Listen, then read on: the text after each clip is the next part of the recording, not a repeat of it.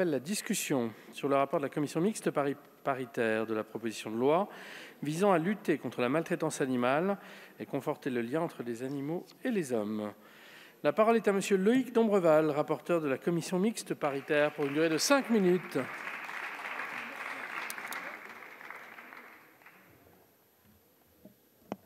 Merci Monsieur le Président. Monsieur le Ministre, Madame la Ministre, Madame la rapporteure, chère Laetitia, Monsieur le rapporteur, cher Dimitri, chers collègues, je souhaite tout d'abord adresser un message de gratitude à toutes celles et ceux qui ont permis et qui permettent jour après jour de faire avancer la condition animale dans notre pays.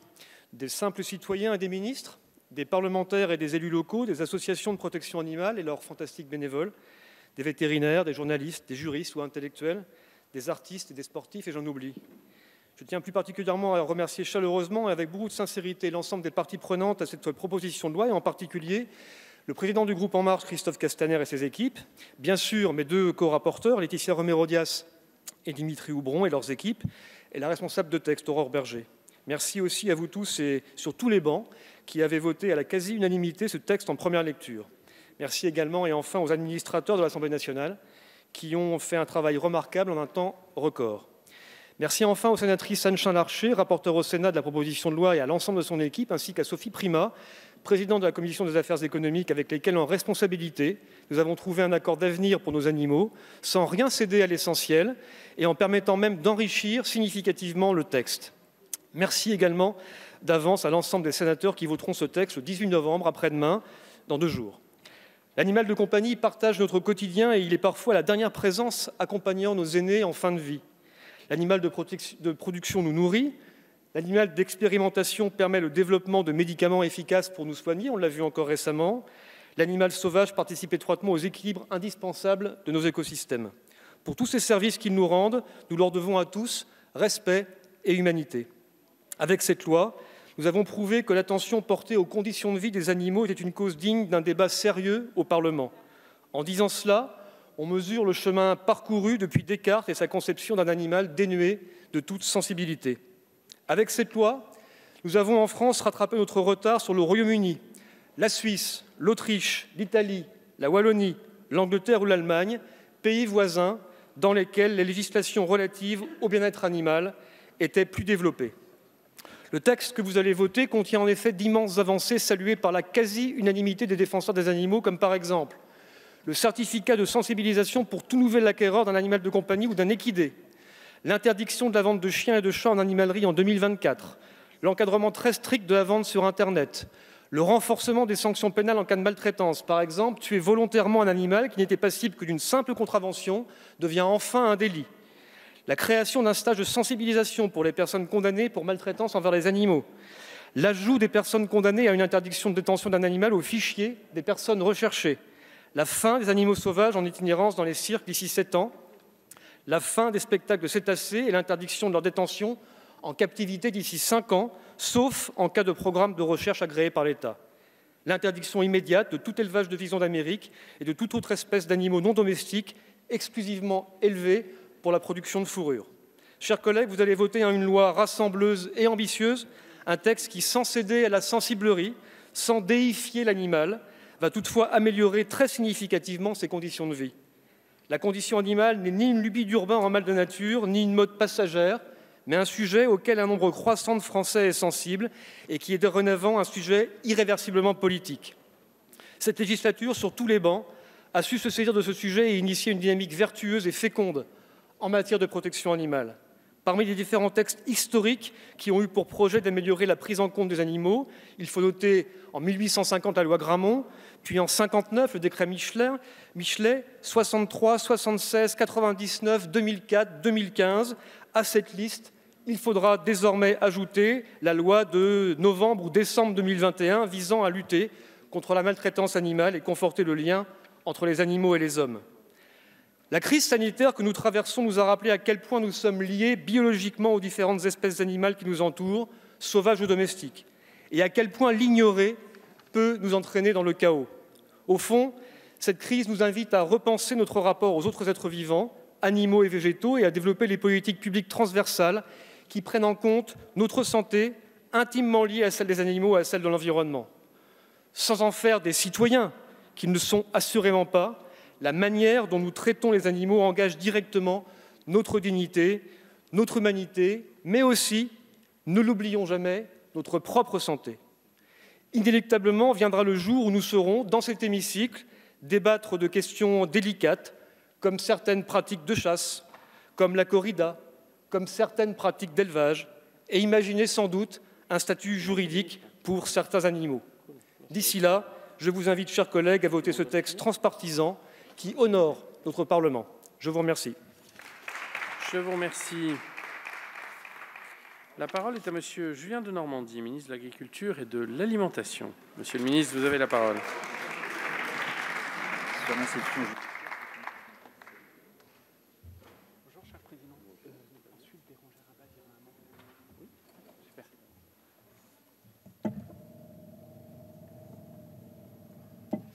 Monsieur le Président, Madame la Ministre, chère Bérangère Abba, Mesdames et Messieurs les rapporteurs, cher Loïc Dombreval, chère Laetitia Romero-Diège, cher Dimitri Houbron, Madame la responsable de texte, chère Aurore Berger, Monsieur le Président de la Commission mixte paritaire, cher Michael Nogal, Mesdames et Messieurs les députés.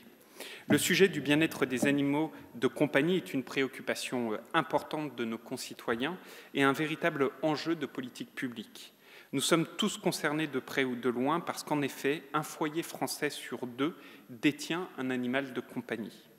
Rappelons-le sans fausse modestie, et monsieur le rapporteur vous l'avez dit, cette proposition de loi a certes été portée par la majorité présidentielle, mais construite avec tous les groupes politiques, et nous sommes aujourd'hui rassemblés autour d'un texte qui dépasse les clivages politiques.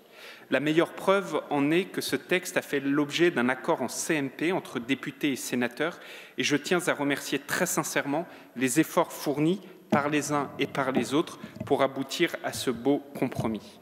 Ce dépassement des clivages s'explique par le fait que ce texte poursuit une ambition pragmatique pour les animaux de compagnie.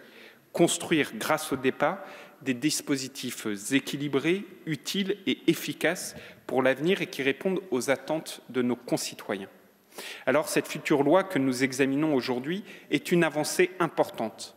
Elle s'inscrit dans le triptyque voulu par le gouvernement pour lutter contre l'abandon des animaux de compagnie, première cause de maltraitance animale, et mener ce combat avec des valeurs partagées, sensibiliser, accompagner et sanctionner. Sensibiliser d'abord, c'est l'objet de la création de ce certificat d'engagement et de connaissance pour toute acquisition d'un futur animal de compagnie, afin de mieux responsabiliser les acquéreurs au minimum 7 jours en amont de l'acte d'achat. Il s'appliquera, ce certificat d'engagement, également aux équidés. Des textes d'application seront pris par le gouvernement pour préciser sa mise en œuvre concrète, mais ce certificat d'engagement est le témoin que se porter acquéreur d'un animal de compagnie relève des obligations, une responsabilité, et qu'un animal de compagnie n'est ni un jouet ni un consommable. Avec l'encadrement ensuite de la vente en ligne, qui est un sujet incroyablement important, car cette vente en ligne est source majeure d'abandon, d'achat compulsif et de trafic. Le gouvernement, cette majorité présidentielle, sont attachés depuis maintenant longtemps à cette question de l'encadrement de la vente en ligne et avaient engagé un travail concret avec les vétérinaires, avec les plateformes, dès la fin de l'année 2020. Ce travail est aujourd'hui traduit dans la loi et constitue, à mes yeux, une avancée majeure pour le secteur des animaux de compagnie. Avec l'encadrement de la vente en animalerie, ensuite, à compter du 1er janvier 2024, pour lutter contre les achats d'impulsion de chiots et de chatons, tout en favorisant les relations avec les associations et refuges et la sensibilisation des acquéreurs.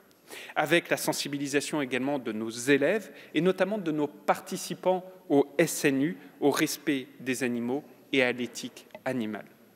Détenir un animal de compagnie, c'est en effet une responsabilité et c'est bien vers cette prise de conscience individuelle que nous devons collectivement aller et c'est vers quoi nous amène ce texte. Si la responsabilité est in fine bien individuelle, la lutte contre la maltraitance animale est l'affaire de tous. Accompagner ensuite. accompagner avec l'actualisation du dispositif des fourrières et de la gestion de l'errance animale, qui doit permettre de simplifier l'action des communes dans la mise en œuvre de cette politique publique. Accompagner également avec l'expérimentation proposée en matière de stérilisation des chats errants pour lutter contre la surpopulation féline. Ce sujet d'importance fait également l'objet d'un accompagnement financier de l'État dans le cadre d'une mesure dédiée du plan France Relance que le président de la République a d'ailleurs souhaité doubler en la réabondant de 15 millions d'euros pour la porter à 30 millions d'euros. Il faut effectivement accompagner ceux qui agissent, l'animal maltraité, abandonné et recueilli souvent, très souvent, par des refuges et par des associations, avec ou sans refuge, des familles d'accueil, qui font tous un travail formidable et que je voudrais à mon tour remercier et saluer. Je tiens à saluer en effet leur engagement au quotidien, souvent assuré par des bénévoles qui viennent épauler l'ensemble des salariés de ces structures. Je salue également l'engagement de nos élus locaux sur les territoires et je tiens de même à saluer les professionnels de la santé que sont les vétérinaires, cher monsieur le rapporteur Loïc Dombreval, qui assurent un rôle essentiel en matière de sensibilisation et s'engagent dans le soutien aux personnes les plus démunies, au travers, par exemple, du dispositif vétérinaire pour tous.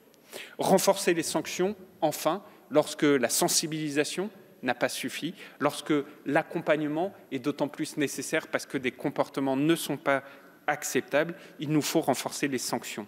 Les sanctions dans ce texte sont donc aggravées en cas de sévices graves et d'actes de cruauté infligés à un animal de compagnie. Il y a eu beaucoup de débats sur ce sujet et je crois que les avancées, là aussi, sont grandes avec un vrai message politique envoyé.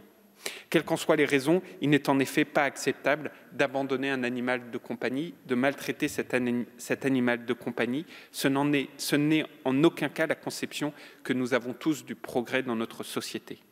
Au-delà du domaine législatif, c'est aussi dans cet esprit de construction et d'amélioration continue que, au sein du gouvernement, nous avons souhaité mettre en place un observatoire de la protection animale des carnivores domestiques. Je m'y étais engagé devant vous. Il a été installé en mai dernier. Il permettra de disposer de données objectives sur l'abandon des animaux de compagnie en France et non plus d'estimation. Et je crois que cela est essentiel lorsque nous voulons mettre en œuvre une politique publique que d'avoir un observatoire permettant de guider l'action de cette politique publique. Mesdames et messieurs les députés, tout cela doit nous permettre de mener ces politiques publiques, d'avoir une politique ambitieuse en matière de lutte contre les abandons d'animaux de compagnie, en lien et en transparence avec les associations et l'ensemble des acteurs qui agissent au quotidien sur le terrain. Je vous remercie. Merci, Monsieur le Ministre. La parole est à Madame Bérangère Abba, secrétaire d'État chargée de la biodiversité. Madame la Ministre, vous avez la parole.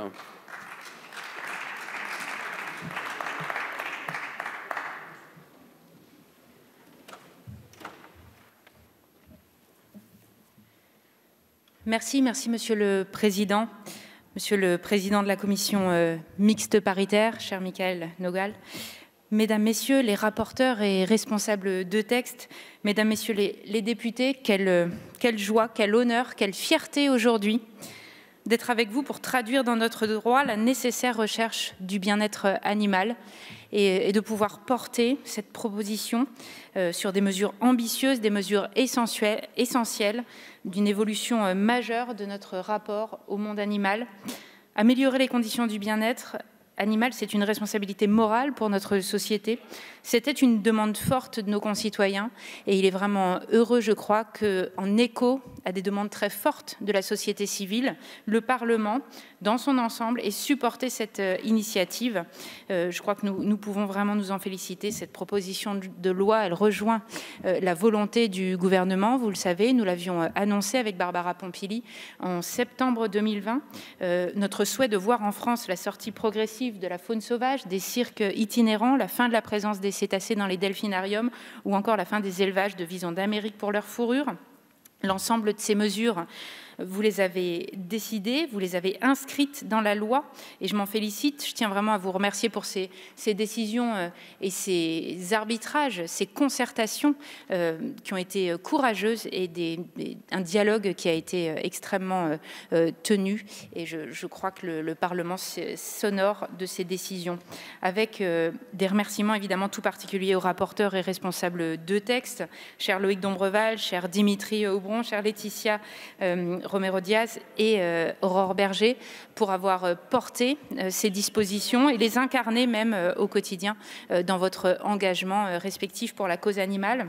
Et puis remercier plus largement tous les parlementaires et tous les députés sur ces bancs, parce que vous avez unanimement salué et porté ce débat et ces dispositions à une très large majorité qui nous réunit aujourd'hui. Cette proposition de loi donc, voit inscrites des mesures fortes, des mesures exigeantes, ambitieuses, et le gouvernement est et sera au rendez-vous pour accompagner ces évolutions. D'abord, vous vous êtes accordé pour mettre fin dans les 7 ans à la détention de toute espèce sauvage dans les cirques itinérants. Cette décision, elle n'est pas anodine, et je tiens à nouveau à saluer vraiment tous les circassiens et leur attachement à ces animaux qui accompagnent aujourd'hui cette transition, et auprès de qui nous serons vraiment aux côtés, avec aujourd'hui en France pas moins de 120 cirques itinérants détenant près d'1 millier d'animaux sauvages, dont environ 500 fauves. La responsabilité du gouvernement, évidemment, elle sera de continuer à les accompagner. Nous étions déjà à leur côté dans cette difficile période de la crise sanitaire et lors de la période d'arrêt de leur activité, avec une aide à hauteur de 2,4 millions d'euros qui ont été versés aux cirques pour les aider au nourrissage et aux soins de leurs animaux. Nous avons, dans le cadre de la réforme qui est aujourd'hui portée par cette loi, à soutenir les circassiens pour les aider à évoluer à la fois dans leurs activités, à les aider en termes de formation, aider à leur reconversion, la reconversion de leur personnel, et puis évidemment en trouvant des solutions d'accueil pour ces animaux. Et sur ce dernier point, vous avez souhaité vous assurer du devenir de ces animaux en prévoyant l'obligation de proposer des solutions d'accueil qui garantissent leur bien-être. Je tiens bien évidemment à rassurer tous ceux qui ont eu ce souci et cette inquiétude. Le gouvernement partage tout à fait cette volonté et nous nous y emploierons fermement. Ensuite, vous avez décidé de mettre fin à horizon de 5 ans à la détention et à la reproduction des cétacés dans les 2 delphinariums français qui comptent encore aujourd'hui 21 dauphins et 4 orques. Cette décision, elle fait l'objet de certaines dérogations pour les sanctuaires et les centres de soins, bien sûr, mais aussi pour certains programmes scientifiques qui devront être validés par le gouvernement. Et je tiens à vous dire sur ce point que nous serons d'une grande vigilance sur les programmes qui autoriseront et encadreront ces dispositifs et sur la manière de les évaluer. Évidemment, dans le cadre de ces dérogations, il était nécessaire de définir soigneusement ce que sont les refuges et les sanctuaires, et une étude sera lancée par le ministère de la Transition écologique pour définir les conditions à la fois techniques, juridiques et financières qui sont nécessaires à l'accueil en enclos marin des cétacés actuellement détenus en delphinarium. Et puis, vous l'avez fait en interdisant notamment les contacts directs avec le public, les numéros de dressage et tout but lucratif de ces équipements. Je crois que nous avons aujourd'hui un cadre et donc les conditions d'un certain apaisement dans cette transition. Et puis, je me félicite évidemment de l'interdiction de l'élevage de visons d'Amérique pour leur fourrure dès la promulgation de cette loi, de même que pour toute espèce non domestique qui serait élevée uniquement pour sa fourrure. Il y a un an, nous avions annoncé notre intention de mettre fin à ces élevages. Notre pays comptait alors 4 élevages, et avec le soutien proposé par le gouvernement et accompagnant ce débat et vos réflexions, aujourd'hui nous n'en comptons plus qu'un. Je crois que cette démarche et leur volontarisme, ils méritent d'être salués. Évidemment, nous poursuivrons aux côtés des éleveurs qui souhaitent mettre fin à leur activité, comme nous l'avons fait avec ceux qui ont su franchir ce pas. C'est la preuve que cette démarche que nous portons, à la fois de dispositions volontaristes, ambitieuses, mais d'un accompagnement renforcé de ces acteurs et de ces professionnels dans une transition, je le redis, qui est difficile mais qui est nécessaire, cette méthodologie, elle fonctionne. Et donc nous devrons, dans le temps, être continuellement aux côtés de ces acteurs pour les accompagner dans cette transition. Nous continuerons à répondre présent, mesdames, messieurs les députés, sur ce texte et sur lequel vous allez vous prononcer. Nous faisons un pas de plus vers une société qui est plus respectueuse du bien-être animal. Nous répondons à l'appel de notre temps, à un appel pour plus de respect et de considération pour les animaux sauvages captifs, un appel auquel le Parlement dans son ensemble, et je l'en remercie, a su répondre. C'est un moment qui nous honore et je vous en remercie. Je vous remercie, Madame la Ministre. Nous passons à la discussion générale avec Monsieur Julien Dive pour le groupe Les Républicains et pour une durée de 5 minutes.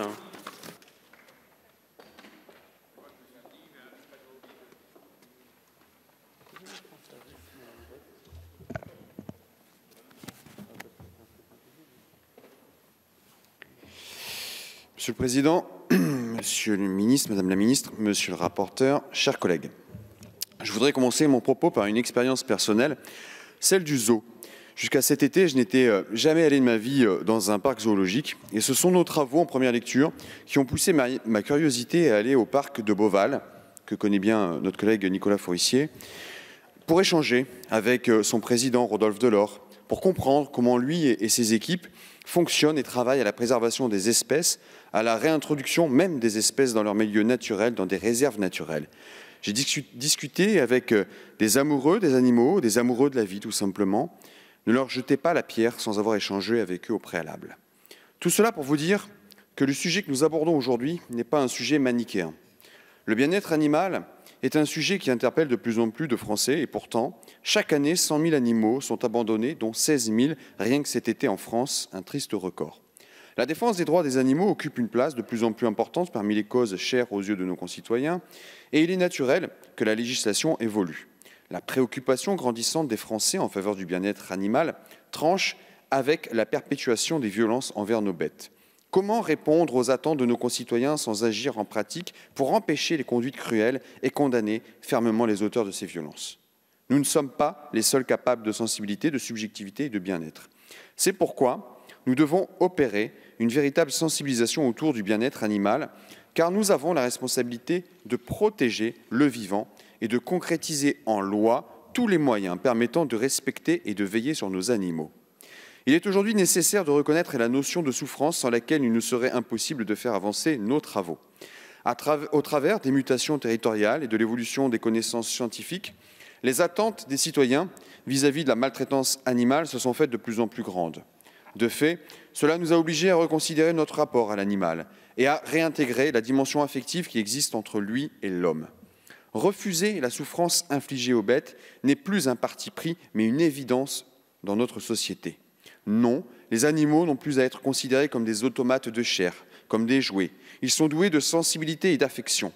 Il faut malgré tout se débarrasser du caractère subjectif des relations que nous établissons avec eux et garder à l'esprit que l'animal n'est pas une personne humaine.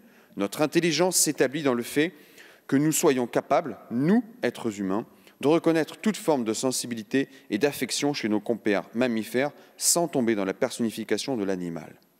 Par conséquent, il est encourageant de constater que l'Assemblée nationale et le Sénat aient pu trouver un consensus sur ce texte contre la maltraitance animale.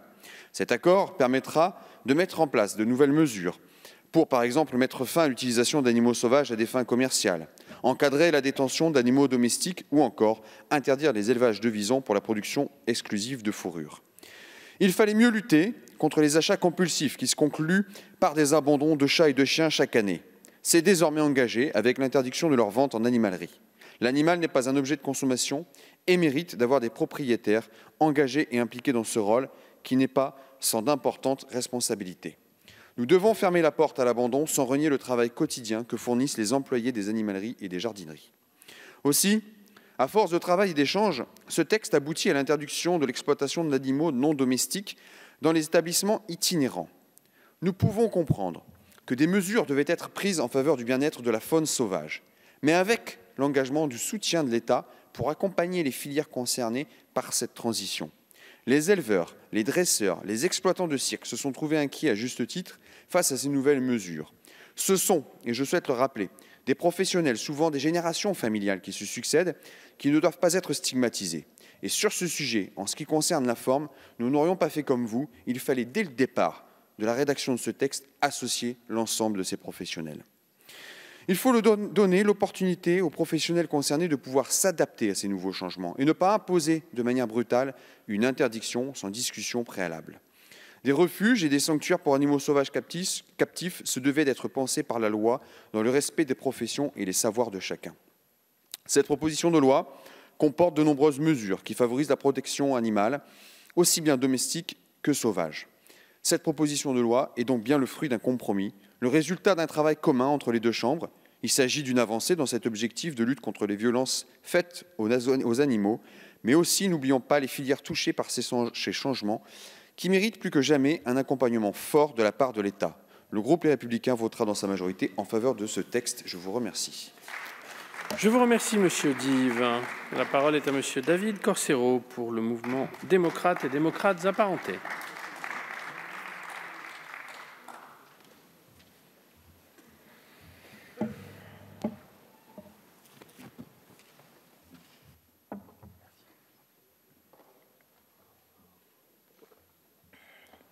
Monsieur le Président, bonjour.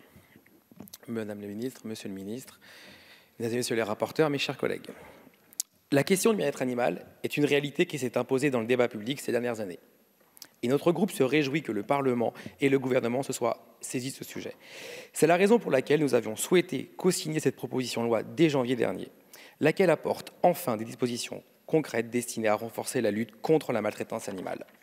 Tout d'abord, nous saluons vivement la mise en place d'un certificat de connaissance avant l'acquisition d'un animal de compagnie qui permettra d'éviter les dérives liées aux achats coup de cœur, mais également l'interdiction immédiate de la présentation d'animaux en vitrine. Enfin, de la vente de chiots en chaton et d'animalerie à compter du 1er janvier 2024 est une excellente mesure aussi.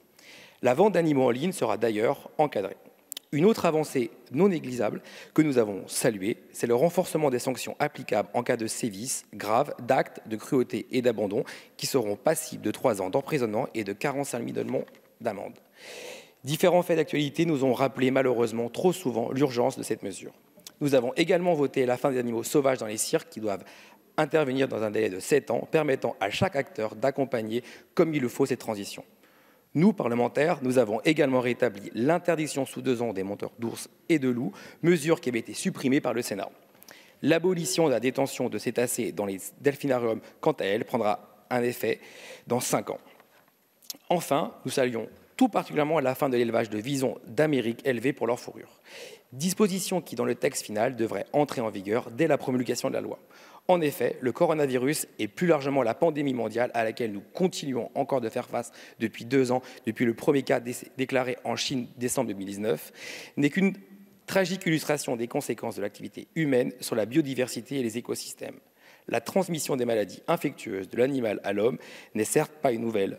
Néanmoins, les chercheurs l'accordent à dire que ce type de maladie risque de se multiplier massivement dans les années à venir. Il est donc primordial d'interdire les élevages de visons d'Amérique, lieu propice à la transmission de maladies infectieuses de l'animal à l'homme. Cette disposition, au chapitre 4, permet de concilier un besoin sanitaire, l'aspect éthique et l'accompagnement des acteurs économiques. Nous devons modifier fondamentalement nos pratiques.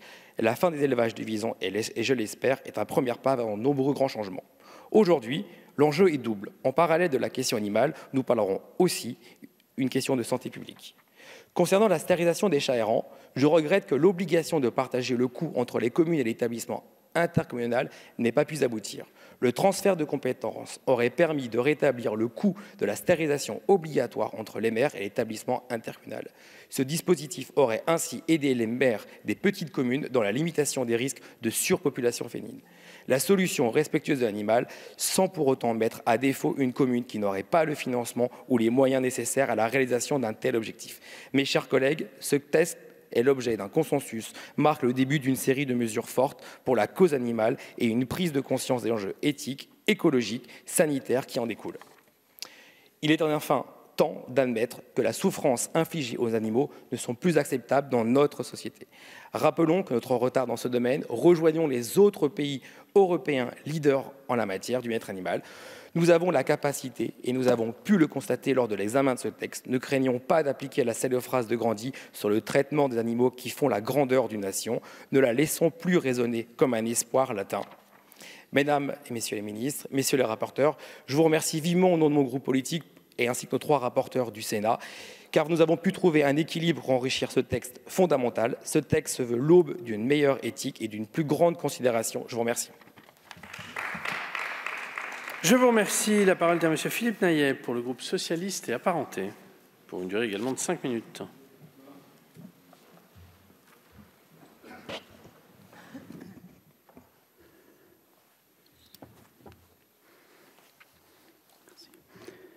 Monsieur le Président, Madame la Ministre, Monsieur le Ministre, Messieurs les rapporteurs, mes chers collègues. Nous voici donc au terme de l'examen par le Parlement de ce texte. Cette proposition de loi, je cite, visant à renforcer la lutte contre la maltraitance animale, concerne l'un des plus grands enjeux du XXIe siècle pour l'humanité. Notre environnement au sens large. Environnement que nous avons trop longtemps considéré comme notre chose, qu'il s'agisse des espèces animales, végétales ou de notre planète. À l'absolue obligation de protéger les espèces animales et végétales comme notre planète, nous ne pouvons plus nous soustraire. Face aux multiples défis auxquels nous sommes confrontés, la pandémie actuelle, les risques de propagation de nouveaux virus de ce type, les dangers d'une perte de souveraineté alimentaire, la gestion de ces interdépendances doit être au cœur de nos préoccupations afin d'assurer la pérennité de notre humanité et du vivant sous toutes ses formes. Alors que nous sortons d'une COP26 très décevante, les conséquences globales largement sous-estimées de l'activité humaine jusqu'à récemment quelques décennies nous obligent tant sur le climat que sur la vie végétale et animale. Le changement de comportement doit autant nous élever que pérenniser la survie même de l'humanité, car nous sommes là, nous ne voilons pas la face. Pour cela, encore faut-il commencer par l'humilité de l'homme face à cette biodiversité, face aux espèces animales. Et comme les auteurs de cette proposition de loi, le groupe socialiste et apparenté l'affirme avec force, la souffrance animale est insupportable et doit être combattue. À ce titre, l'étape importante franchie en 2015 avec la reconnaissance officielle dans le Code civil de l'animal comme être vivant doué d'une sensibilité ne saurait être qu'une étape. Aussi, ce texte permet de lutter contre différentes formes de maltraitance animale.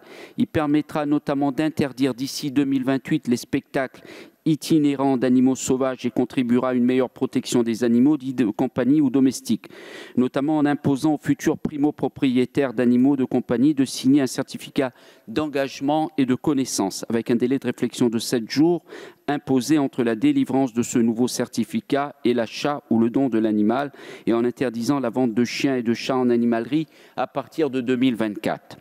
Alors que d'autres sujets moins consensuels ne sont pas abordés dans cette proposition de loi, il convient de rappeler la nécessité d'un débat suffisamment apaisé, équilibré et éclairé pour être constructif. Ce texte, tel qu'issu de la CMP, constitue certainement un point d'équilibre.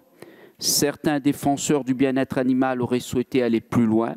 Certains représentants des secteurs concernés par les mesures prohibitives du texte auraient souhaité ne pas subir de telles restrictions ou de disposer de plus de temps, de plus de ressources afin d'être mieux accompagnés dans la transformation de leur activité. Pour répondre à ces préoccupations, nous aurions bien sûr préféré disposer d'une étude d'impact. Il convient tout de même de noter que les mesures les plus structurantes ont fait l'objet de concertations au niveau ministériel. J'imagine donc en responsabilité que des engagements ont été pris par l'exécutif en matière de soutien des acteurs et filières concernés par les restructurations du fait de l'impact de ce texte. Parce qu'il tend sans doute trop doucement mais sûrement vers des relations pour le coup plus respectables, plus humaine, on va dire, le groupe socialiste et apparenté votera pour ce texte. Je vous remercie. La parole est à M. Dimitri Houbron pour le groupe Agir Ensemble.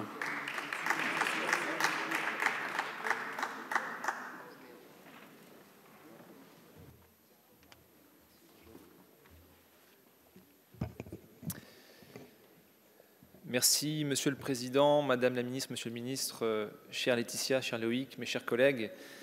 C'est avec une véritable émotion que je m'adresse à vous en ce jour si important pour la cause animale.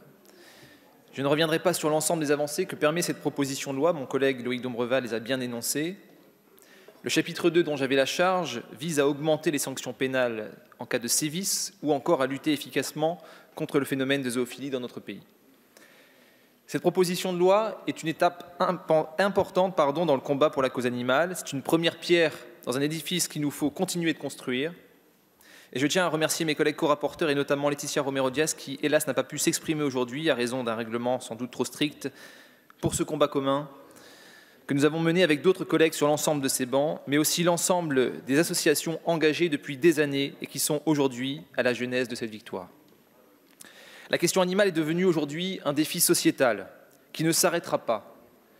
Qu'on le veuille ou non, c'est un fait, quand bien même le discours de certains consiste à répéter qu'il s'agit d'une cause fantoche, d'un excès de sensiblerie, qu'il y a d'autres priorités et que les animaux sont là pour nous servir.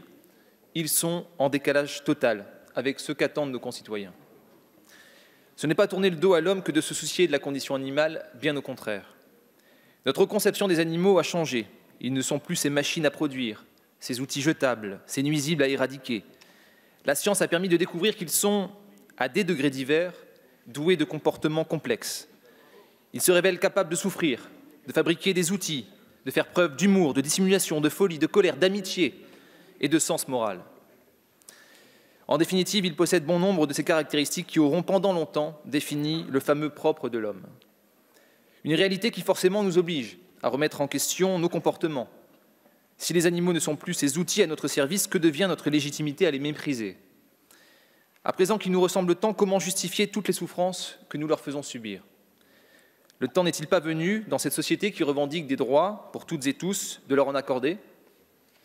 Après tout, ce questionnement s'inscrit dans une continuité logique, celle des grands mouvements de libération des opprimés. Une préoccupation millénaire. On oublie en effet trop souvent que la considération à apporter aux animaux est née aux mêmes sources des droits humains. De l'Antiquité jusqu'au XIXe siècle, les plus grands penseurs humanistes ont eu à cœur de soutenir la condition animale au nom de la justice et de la dignité humaine. Parce qu'il n'y a pas de contradiction entre la justice sociale et le soutien de la cause animale.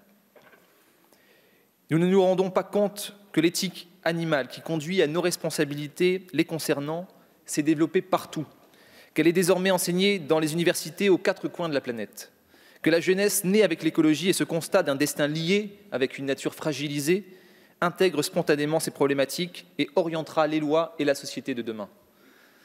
La classe politique actuelle néglige encore à tort, hélas, cette question animale, ses enjeux et son impact à venir sur nos modes de vie, de consommation, sur l'économie, la recherche scientifique, l'enseignement, le droit. Les animaux n'ont pas de devoir, certes, mais faut-il pour autant les considérer comme des choses ? Ne peut-on pas faire en sorte qu'ils soient protégés à l'image des enfants, lesquels ne sont pas responsables de leurs actions, mais n'en sont pas moins dotés de droits ? En quels termes, dans quelles limites, pour quelles espèces ? Autant de questions qu'il convient de mettre en débat, à la fois en politique et aussi en philosophie, en nous démarquant de la vision de Kant qui affirmait que les animaux ne possédant pas la capacité de réclamer quoi que ce soit faute de raison, il ne saurait être question de leur accorder des droits. Aujourd'hui, il nous faut nous soucier des bêtes sans oublier les hommes. Il serait de toute manière difficile de faire autrement, tant nos vies sont intimement liées depuis les origines. Il y a longtemps que les animaux ont façonné la condition humaine, et ce n'est pas en ignorant la souffrance animale qu'on soulage celle des hommes. En témoignent notamment ces études qui révèlent que la violence sur les animaux dans les foyers cache presque toujours une violence intrafamiliale, que la cruauté sadique perpétrée sur les animaux dans l'enfance conduit à des parcours de criminels violents. Comment vivre avec eux ? Le temps est venu d'écrire la suite de l'histoire entre les hommes et les animaux et de remettre la question en débat. Le respect envers les bêtes ne retire pas des droits aux hommes, mais en élargissant notre morale, il est clair qu'il nous engage à devenir plus humains. Je vous remercie. Je vous remercie. La parole est maintenant à M. Michel Zumkeller pour le groupe UDI indépendant.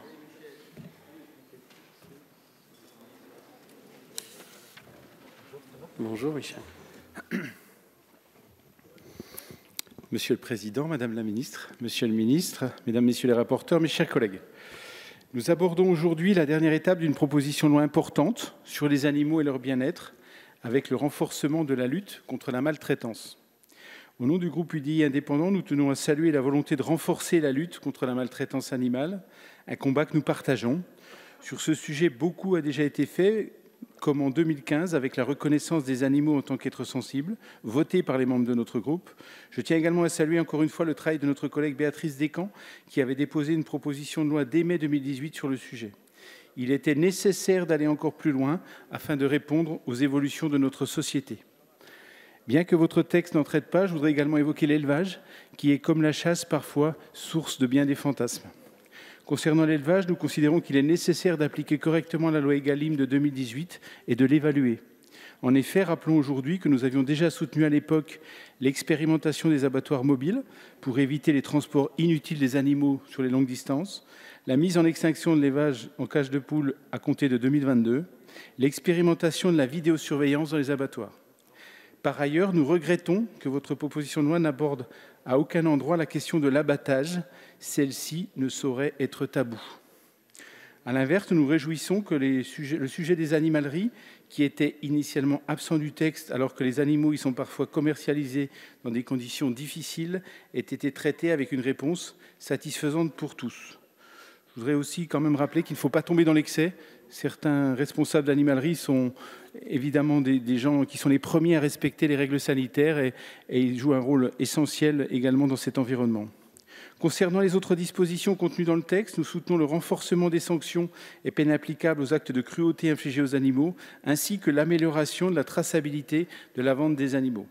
S'intéresser au bien-être animal, ce n'est pas stigmatiser, mais durcir les sanctions, être intransigeant avec ceux qui maltraitent ou négligent volontairement les animaux. Nous soutenons cette approche. C'est pourquoi nous avions proposé d'interdire la vente sur des plateformes non spécialisées et soutenons la fin de l'envoi postal des animaux vertébrés. La fin de l'élevage pour la fourrure des visons d'Amérique est également une grande avancée. Si nous sommes en général pour des procédures transitoires avec tant d'accompagnement, la situation sanitaire réclamait d'agir sans délai. À l'inverse, si des modèles économiques complets sont en jeu, il n'est pas illogique que la loi ménage une transition. Pour les animaux dans les spectacles itinérants, cette transition est longue et je considère que cette interdiction va dans le sens de l'histoire. Comme pour beaucoup d'autres interdictions de ce texte, nous faisons le pari que personne ne la remettra en cause et qu'elle semblera évidente à tout le monde. Sur un sujet, nous souhaitons veiller à protéger l'activité des parcs zoologiques, facteur d'attractivité locale. Ils ont aussi une mission pédagogique. Ils peuvent aussi avoir, dans certains cas, lorsqu'un véritable partenariat est noué avec l'État, une mission de conservation de certaines espèces et de préservation de la biodiversité. Cela peut faire partie de leur cahier des charges. Aussi, nous nous réjouissons de la rédaction finale, fruit d'un compromis qui nous semble équilibré. Il conviendra maintenant au pouvoir réglementaire d'en faire bon usage. Car rappelons que les parcs zoologiques respectent des règles très strictes, aussi bien en termes d'infrastructures, d'accueil que de traitement des animaux. N'oublions pas que les éleveurs, gardiens et autres professionnels sont soucieux du bien-être de leurs animaux et, si nécessaire, passent une partie de leur nuit à les surveiller.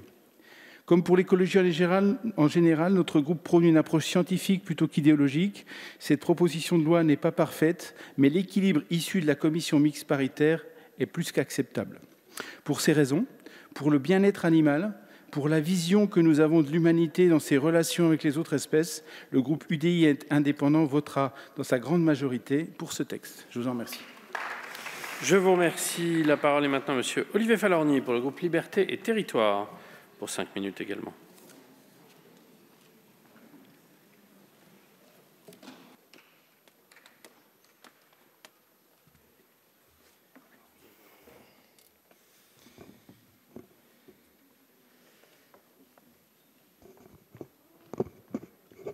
Madame et Monsieur le Ministre, Mesdames et Messieurs les rapporteurs, chers collègues, la maltraitance animale n'est pas un sujet secondaire. C'est même un sujet important. Les violences sur les animaux et les ignorer, c'est tout simplement accepter une société de violence. On ne peut pas être un bourreau d'animaux et en même temps un parfait humaniste. Ça n'est pas possible. Parce qu'un animal n'est pas une chose, un meuble, un objet, parce que c'est un être vivant doué de sensibilité. Torturer ou maltraiter un animal, c'est donc torturer ou maltraiter une part de notre humanité. Cette proposition s'attaque à certaines formes de maltraitance et à de mauvaises pratiques qui y contribuent. Le durcissement du volet répressif était nécessaire, je le soutiens totalement. Il reviendra toutefois à la justice de s'en saisir et de sanctionner plus durement les sévices et les actes de cruauté sur les animaux.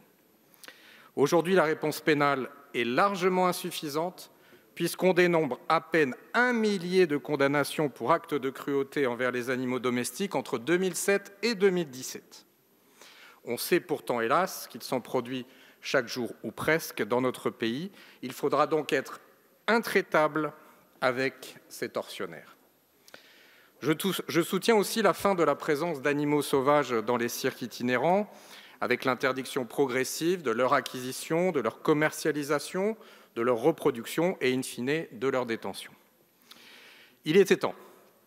Je rappelle qu'une vingtaine de pays européens a déjà limité ou interdit la présentation de ces animaux sauvages trimballés de ville en ville dans des cages sur roues.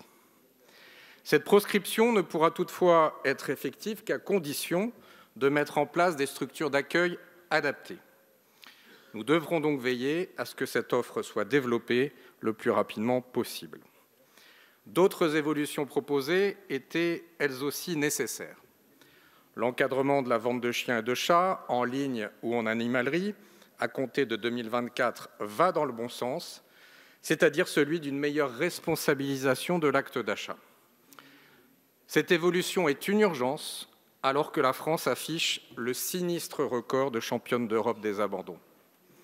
À ce titre, toujours, la création d'un certificat de connaissance des besoins spécifiques des animaux de compagnie et des équidés est une bonne chose. Si cette proposition de loi comporte des mesures de bon sens, je regrette qu'elle ne s'empare pas d'autres sujets relatifs à la condition animale. Vous n'évoquez pas du tout les élevages industriels, ni les abattoirs. Or, il faut, par exemple, sortir progressivement de l'élevage en cage, car enfermer un lapin ou une poule toute son existence dans une cage de la taille de cette feuille, oui, c'est un acte de maltraitance. Il faut aussi mettre en place l'obligation du contrôle vidéo dans tous les abattoirs de France, comme cela a été voté ici à l'Assemblée nationale, Monsieur le Ministre, ici en 2016, voté à l'Assemblée nationale dans le cadre d'une loi dont j'étais le rapporteur. Je regrette aussi que les questions liées à l'expérimentation animale aient été laissées de côté, comme celles relatives à certaines coutumes d'un autre âge, comme la corrida ou les chasses dites traditionnelles. En somme, nous avons une loi utile contre certaines formes de maltraitance animale, mais pas contre la maltraitance animale dans son ensemble. Certains animaux seront demain, grâce à cette loi, mieux protégés et plus respectés, mais d'autres resteront encore désespérément oubliés, laissés à leur triste sort. En conclusion, je voterai donc pour ce texte sans la moindre hésitation, mais à l'issue de celui-ci, il restera vraiment encore beaucoup de travail à faire pour nos amis les animaux. Je vous remercie. Je vous remercie. La parole est à Monsieur Bastien Lachaud, pour la France insoumise.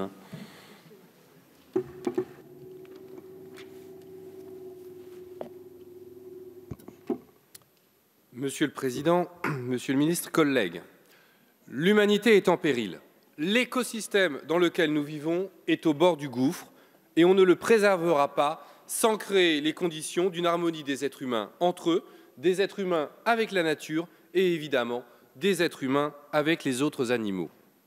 30% des colonies d'abeilles disparaissent tous les ans.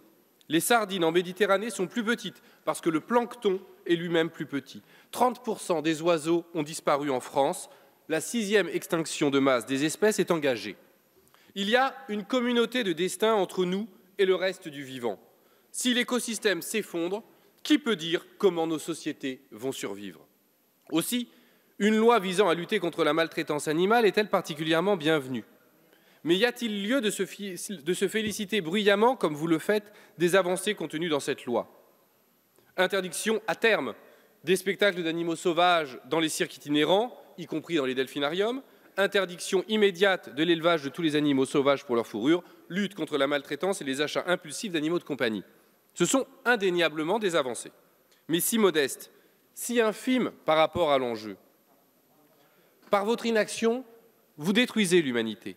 D'une part, vous conduisez l'humanité à sa perte parce que vous refusez d'agir pour les animaux et en n'agissant pas réellement contre la maltraitance des animaux, vous contribuez au réchauffement climatique. Vous prétendez éteindre l'incendie à la petite cuillère.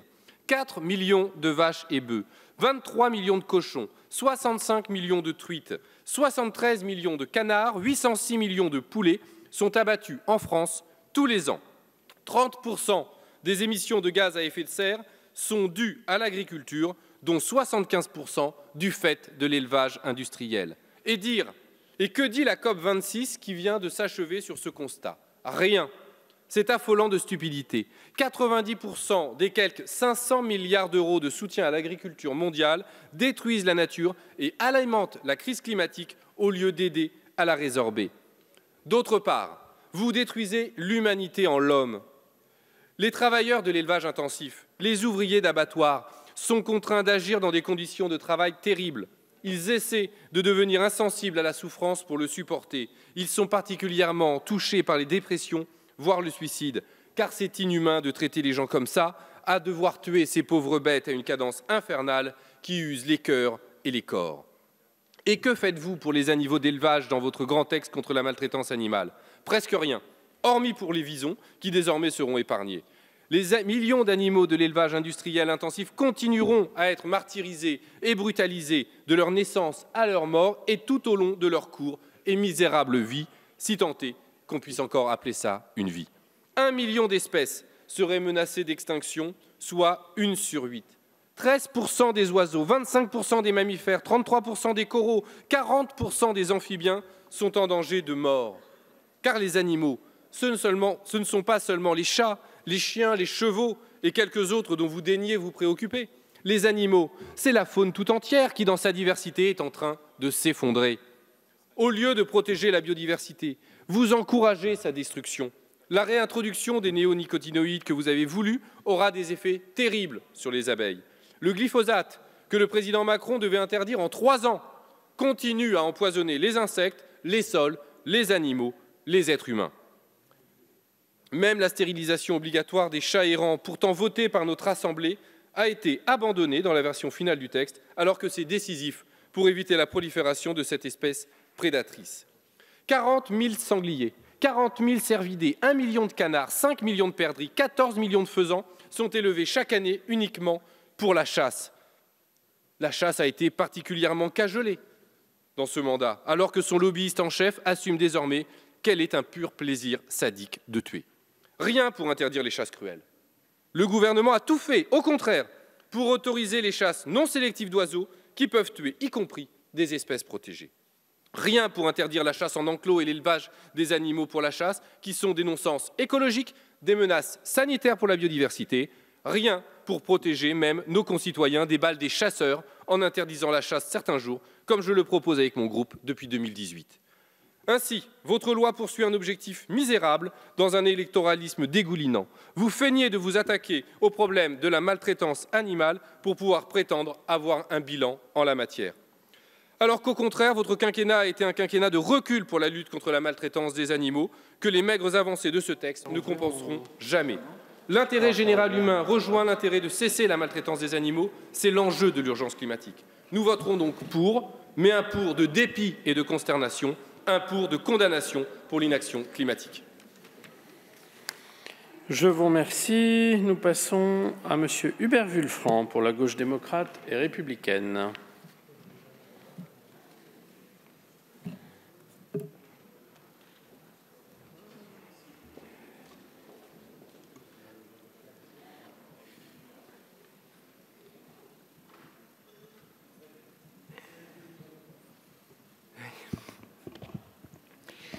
Bien, Madame la Ministre, Monsieur le Ministre, voici un texte donc qui se penche à titre principal sur le sort des animaux de compagnie, en apportant, et le groupe communiste vous l'indique dans sa majorité, une réelle amélioration législative, c'est tout du moins la position qui est la nôtre globalement, et des améliorations qui toutes veulent s'inscrire dans une perspective consensuelle. C'est vrai qu'il y a une vraie sensibilité sur le sujet de la maltraitance animale. Il est donc nécessaire de la prendre en compte, mais vous me permettrez une parenthèse. Nous aimerions qu'elle se manifeste aussi souvent vis-à-vis de situations humanitaires qui sont proprement insupportables. Et d'ailleurs, ce n'est pas sans poser problème à l'échelle de la sphère publique et de l'opinion publique. Vous voyez à quoi je veux faire référence. Pour en revenir au texte, nous y trouvons tout d'abord des mesures de prévention de l'abandon. L'abandon, effectivement, concerne plusieurs dizaines de milliers d'animaux chaque année. Et pour lutter contre ce phénomène, vous proposez de responsabiliser les acquéreurs et de garantir une plus grande effectivité des obligations d'identification.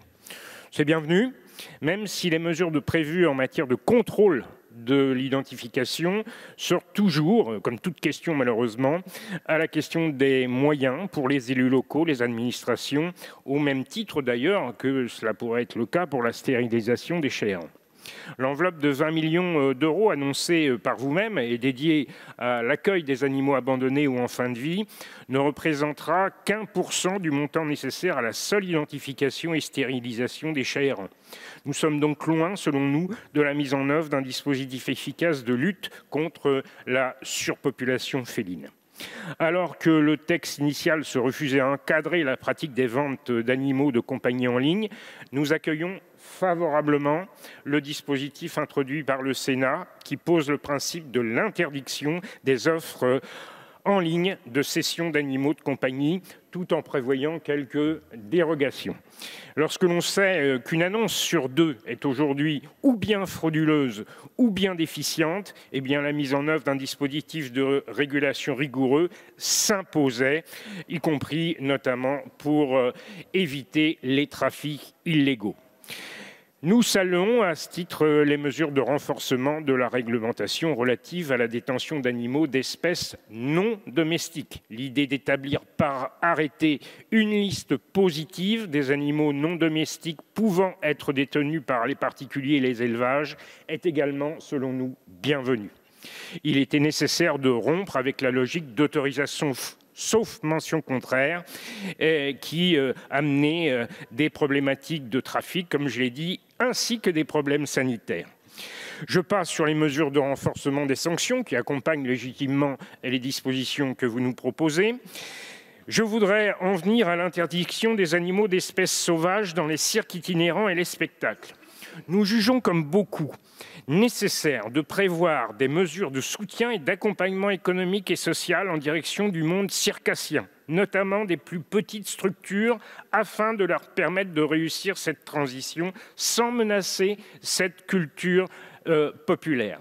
Le texte issu des travaux en CMP nous semble donc refléter une position d'équilibre, même si elle est encore perfectible, tant sur la question des cirques itinérants que sur celle des cétacés maintenus en captivité à des fins de spectacle. Concernant enfin l'interdiction des élevages des animaux non domestiques pour leur fourrure, bien évidemment, et dès l'origine, nous avions donné notre agrément à cette disposition. Je conclurai en indiquant qu'à quelques exceptions près, nous voterons ce texte sans pour autant partager, je dois vous le dire, l'avis d'un texte historique. À défaut peut-être d'ailleurs d'un débat politique, voire philosophique, qui jusqu'à présent n'a pas encore eu lieu au sein de cet hémicycle. Je terminerai en disant que nous avons vécu ce texte amélioré par les propositions du Sénat et qui, comme je le disais, même s'il est loin d'emporter totalement notre conviction, doit, voire d'en freiner encore certains, eh bien, notre groupe, dans sa majorité, votera en faveur de cette loi. Je vous remercie. Je tiens à vous préciser que sur cette proposition de loi, je suis saisi par le groupe La République En Marche d'une demande de scrutin public que nous annonçons dans l'enceinte de l'Assemblée nationale. Merci Monsieur Villefranc. Nous passons la parole à Madame Aurore Berger pour le groupe La République En Marche et pour une durée de 5 minutes.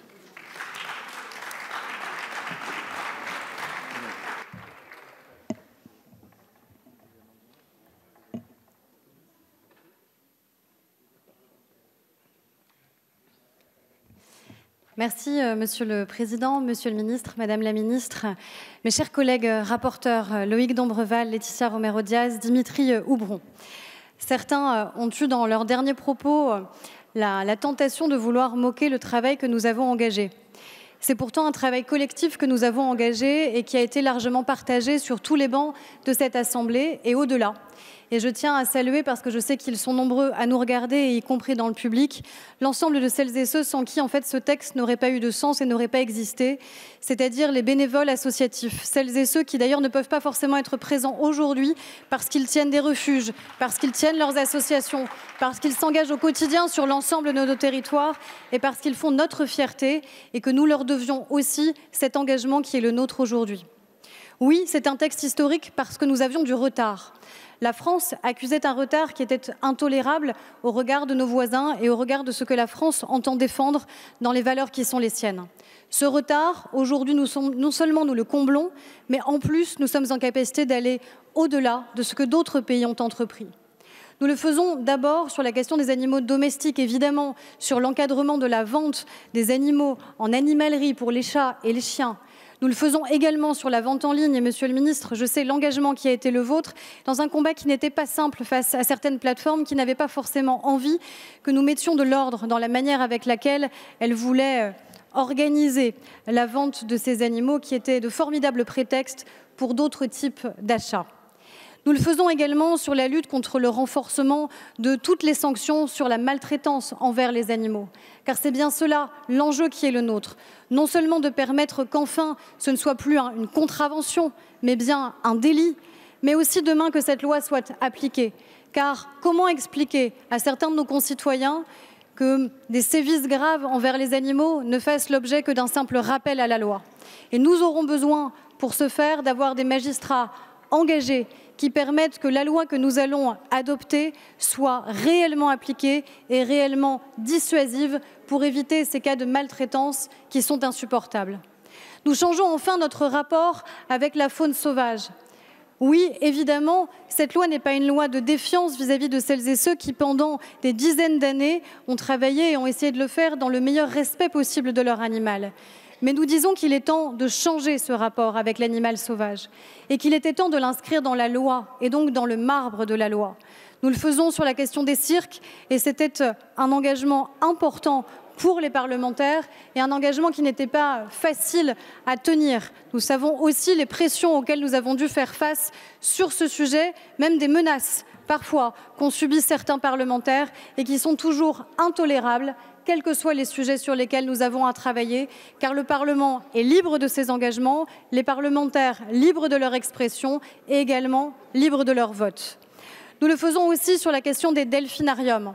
Bref, ce texte est un texte sur lequel nous n'aurions pas beaucoup parié au début du quinquennat. Quand nous avons commencé à travailler ensemble, chers collègues rapporteurs et bien d'autres que je vois sur ces bancs aujourd'hui, nous disions peut-être que ce texte n'irait pas au bout.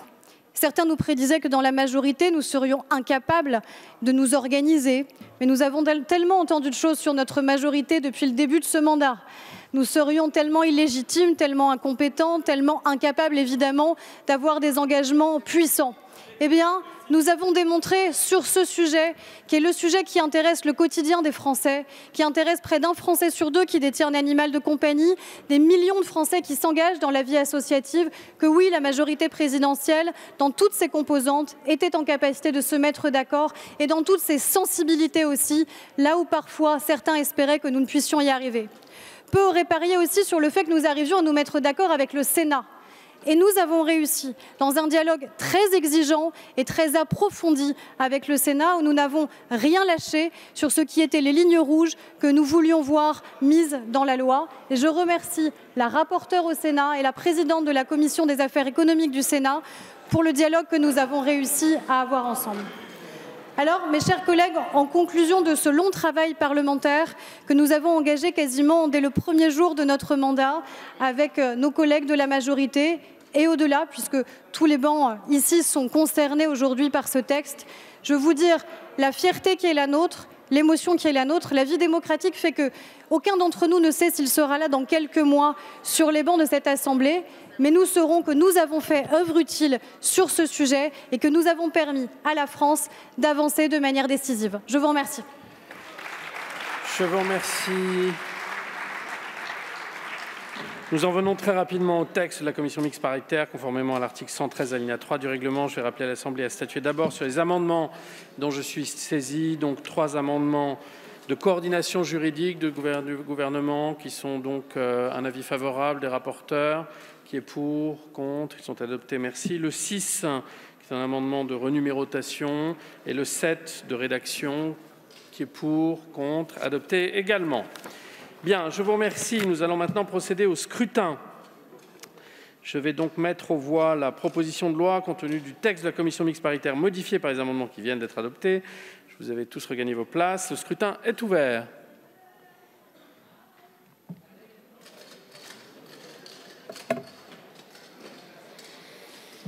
Il est clos. 123 votants, 119 exprimés, majorité à 60. Pour 118, contre 1. Il est donc adopté. Vous souhaitiez prendre la parole, Madame la rapporteure. S'il vous plaît, chers collègues, quelques instants. Ah, pardon. Donc, chers collègues, permettez-moi donc de prendre la parole quelques secondes au terme de l'examen de cette loi pour partager avec vous donc mon émotion de voir aboutir cette ambition commune pour le bien-être animal. 11 mois après son dépôt officiel, ce texte attendu par tant d'associations, de professionnels et de citoyens sensibles à la cause animale est adopté ici dans notre Assemblée. Il y a un temps où cette proposition de loi qui touche aux animaux de compagnie, à la maltraitance, à l'adoption, mais aussi à la fourrure et aux animaux sauvages exploités pour nos loisirs, n'aurait jamais pu trouver une majorité. Mais les mentalités ont évolué, le temps a couru et notre regard sur les animaux a changé. Les animaux encagés qui exécutent des numéros inadaptés, qui expriment leur souffrance par des comportements déviants, suscitent aujourd'hui la gêne, voire le malaise. Le sujet du bien-être animal est devenu de manière irréversible et il faut s'en féliciter, chers collègues, un sujet sociétal et donc politique. Alors, bien entendu, cette proposition de loi ne règle pas tout, j'en suis consciente, mais elle existe, elle est votée et elle fait franchir à la France un grand pas longtemps attendu. Je voulais donc très solennellement remercier tous ceux qui y ont concouru. Je vous remercie. Je vous remercie. Nous passons au point